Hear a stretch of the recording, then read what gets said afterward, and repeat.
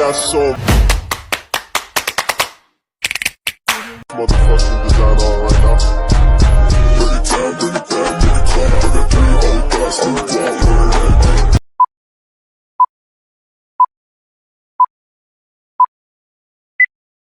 Pengertian antibiotik dan bakteri. Antibiotik adalah obat untuk mengatasi atau mencegah infeksi bakteri. Bekerja dengan cara menghambat pertumbuhan atau membunuh sel bakteri, sehingga infeksi bakteri bisa teratasi.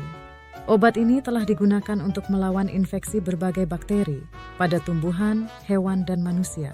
Sedangkan bakteri adalah organisme hidup mikroskopis, yang hanya memiliki satu sel, memiliki dinding sel, membran sel, sitoplasma, dan ribosom.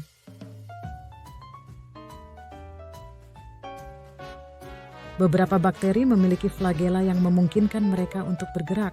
Bakteri hidup hampir di mana-mana, di tanah, di dalam air, di meja dapur, di kulit, bahkan di dalam diri. Tingkat kepekaan bakteri terhadap antibiotik.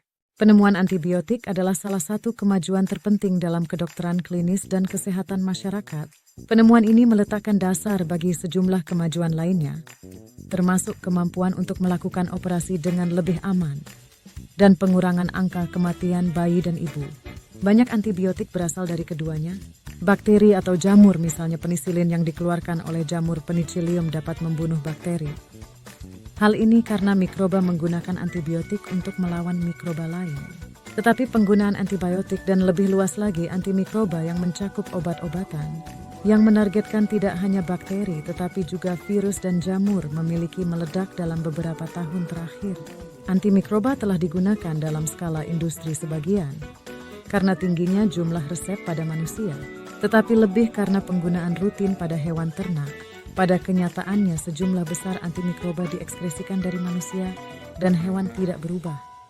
Dan ini dibuang ke air limbah, yang memungkinkan patogen untuk terus-menerus terpapar antimikroba sebagai respons terhadap tekanan selektif yang sangat besar ini. Banyak patogen menjadi sangat resisten terhadap antimikroba. Tingkat kepekaan bakteri terhadap antibiotik dapat dibagi menjadi 2 kategori utama, yaitu 1. Sensitivitas bakteri terhadap antibiotik mengacu pada kemampuan bakteri untuk terhambat atau dimatikan oleh antibiotik tertentu. Bakteri yang sensitif terhadap antibiotik mudah dihambat atau dimatikan oleh antibiotik tersebut.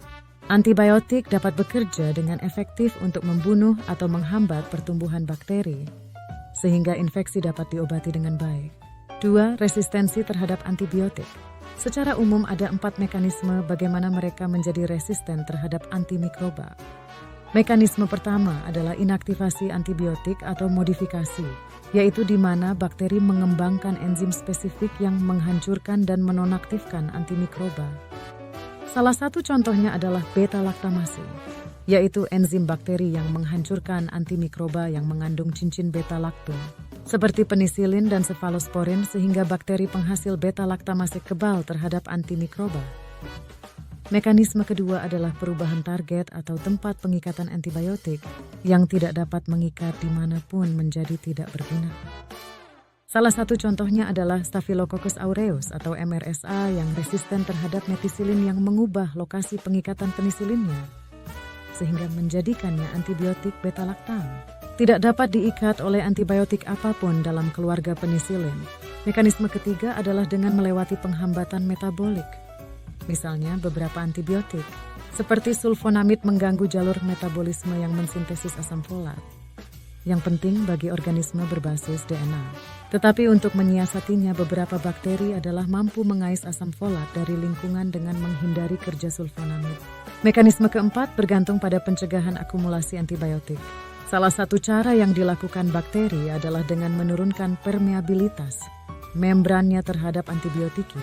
Cara lain adalah dengan membuat pompa penghabisan yang memompa keluarnya antibiotik dari bakteri. Kedua tindakan tersebut menghasilkan konsentrasi antibiotik intraseluler yang lebih rendah, sehingga mengurangi atau bahkan meniadakan efeknya. Sekarang mekanisme ini bekerja pada organisme yang berbeda melawan antibiotik yang berbeda. Ini merupakan tantangan berkelanjutan bagi setiap antibiotik baru yang teridentifikasi. Patogen bergantung pada tekanan seleksi untuk menemukan mutasi yang entah bagaimana memungkinkan mereka untuk berkembang. Dengan adanya antibiotik tersebut, Karena dengan rekap cepat bakteri dapat mencapai resistensi antibiotik melalui 4 mekanisme dasar inaktivasi secara fisik, menghancurkan antibiotik sebelum mereka dapat melakukan tugasnya. Perubahan situs pengikatan meninggalkan antibiotik tanpa situs pengikatan. Dan oleh karena itu tidak dapat bekerja perubahan jalur metabolisme sepenuhnya, memotong aktivitas antibiotik. Akhirnya pengurangan akumulasi menjaga tingkat antibiotik intraseluler tetap rendah. Audio Jungle.